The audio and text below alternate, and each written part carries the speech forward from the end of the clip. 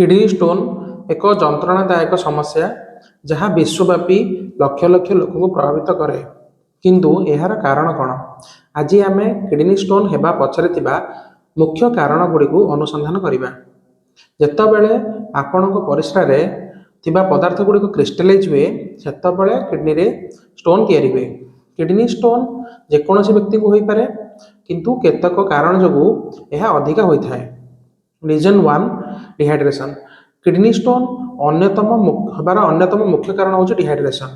ଯେତେବେଳେ ଆପଣ ପର୍ଯ୍ୟାପ୍ତ ପାଣି ପିଅନ୍ତି ନାହିଁ, ଆପଣଙ୍କ ପରିସ୍ରା ଅଧିକା କନସେନ୍ଟ୍ରେଟ୍ ହୋଇଯାଏ, ଯାହାଦ୍ୱାରା ଷ୍ଟୋନ୍ କ୍ରିଷ୍ଟାଲ ତିଆରି ହେବାର ଚାନ୍ସକୁ ବଢ଼ାଏ ଓ କିଡନୀରେ ଷ୍ଟୋନ୍ ହୋଇଥାଏ। ରିଜନ୍ 2 କିଡନୀ ଷ୍ଟୋନ୍ ଗଠନରେ ଆପଣଙ୍କ ଖାଦ୍ୟ ଏକ ଗୁରୁତ୍ୱପୂର୍ଣ୍ଣ ଭୂମିକା ଗ୍ରହଣ କରେ।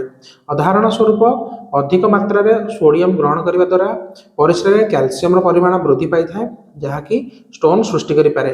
ସେହିପରି ଅତ୍ୟଧିକ ପଶୁ ପ୍ରୋଟିନ୍ କିମ୍ବା ପାଳଙ୍ଗ କିମ୍ବା ଚକୋଲେଟ୍ ପରି ଅକ୍ସାଲେଟ୍ ଯୁକ୍ତ ଖାଦ୍ୟ ଖାଇବା ଦ୍ୱାରା ଆପଣଙ୍କ କିଡନୀର ଷ୍ଟୋନ୍ ହେବାର ଚାନ୍ସ ବଢ଼ିଥାଏ। ରିଜନ୍ 3 ଜେନେଟିକ୍ସ ବା ବଂଶାନୁକ୍ରମିକ ଇତିହାସ। ଯଦି ଆପଣଙ୍କ ପରିବାରରେ କାହାର କିଡନୀ ଷ୍ଟୋନ୍ ରହୁଛି, ତେବେ ଆପଣଙ୍କର ମଧ୍ୟ କିଡନୀ ଷ୍ଟୋନ୍ ହେବାର ଚାନ୍ସ ଅଧିକା ରହିଥାଏ। ସିଷ୍ଟିନ୍ୟୁରିଆ ଏକ ରୋଗ ଯେଉଁଥିରେ ପରିସ୍ରାରେ ଅତିରିକ୍ତ ମାତ୍ରାରେ ଆମିନୋ ଏସିଡ୍ ସିଷ୍ଟିନ୍ ନିର୍ଗତ ହୁଏ ଓ କିଡନୀ ଷ୍ଟୋନ୍ ହେବାର ଚାନ୍ସ ବଢ଼ାଇଥାଏ। ରିଜନ୍ 4 ମେଦବହୁଳତା। ଅଧିକ ଓଜନ ବା ମେଦବହୁଳତା ଆପଣଙ୍କ କିଡନୀ ଷ୍ଟୋନ୍ ହେବାର ଚାନ୍ସ ବଢ଼ାଇଥାଏ। ଏହା ଆପଣଙ୍କର ମେଟାବଲିଜିମ୍କୁ ପ୍ରଭାବିତ କରେ, ଯେଉଁଥିପାଇଁ କି କିଡନୀ ଷ୍ଟୋନ୍ ହେବାର ଚାନ୍ସ ବଢ଼େ।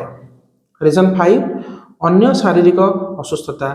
ହାଇ ବ୍ଲଡ୍ ପ୍ରେସର, ମେଦବହୁଳତା ଓ ଗାଉଟ୍ ଏଭଳି କେତେକ କଣ୍ଡିସନ୍ ରହିଲେ କିଡନୀ ଷ୍ଟୋନ୍ ହେବାର ଚାନ୍ସ ବଢ଼ିଥାଏ।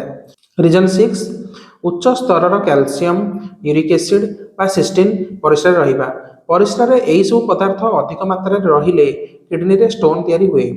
ଉଦାହରଣ ସ୍ୱରୂପ, ଅତିରିକ୍ତ କ୍ୟାଲସିୟମ୍ ରହିଲେ କ୍ୟାଲସିୟମ୍ ଅକ୍ସାଲେଟ୍ ଷ୍ଟୋନ୍ ହୋଇଥାଏ। ଯେତେବେଳେ ୟୁରିନ୍ରେ ୟୁରିକ୍ ଏସିଡ୍ର ଲେବୁଲ୍ ବଢ଼େ, ସେତେବେଳେ ୟୁରିକ୍ ଏସିଡ୍ ଷ୍ଟୋନ୍ ତିଆରି ହୁଏ। ସିଷ୍ଟିନ୍ୟୁରିଆ ନାମକ ଏକ ଆନୁବଂଶିକ ଅବସ୍ଥା କାରଣରୁ ମଧ୍ୟ ସିଷ୍ଟିନ୍ର ପଥର କିଡନୀରେ ତିଆରି ହୁଏ, ଯେଉଁଠିକି ଆମିନୋ ଏସିଡ୍ ସିଷ୍ଟିନ୍ କିଡନୀରେ ଜମା ହୋଇଥାଏ। ଯଦି ଆପଣଙ୍କର ଏହି ସବୁ କାରଣ ମଧ୍ୟରୁ ଗୋଟିଏ ବି କାରଣ ନାହିଁ, ତଥାପି ମଧ୍ୟ ଆପଣଙ୍କୁ କିଡନୀ ଷ୍ଟୋନ୍ ହୋଇପାରେ। କିନ୍ତୁ ଏହି କାରଣଗୁଡ଼ିକୁ ବୁଝିବା ଦ୍ୱାରା ଆପଣ ନିଜର କିଡନୀ ଷ୍ଟୋନ୍ ହେବାର ବିପଦକୁ ହ୍ରାସ କରିପାରିବେ।